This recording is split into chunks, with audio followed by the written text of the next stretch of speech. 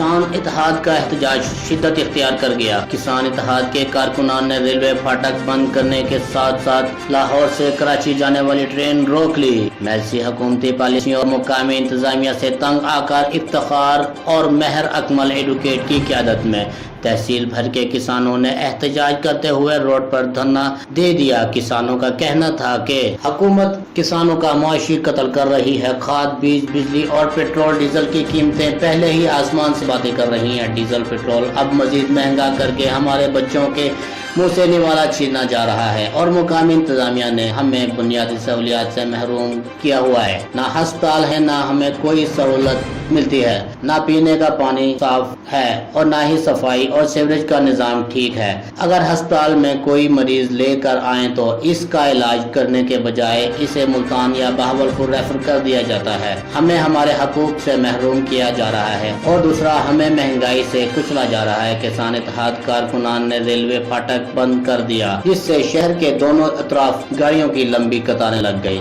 जिससे मुसाफिरों को शदीद परेशानी का सामना। Cameraman team camera Sheikh Kamran Jain, Raj news, Mailsi.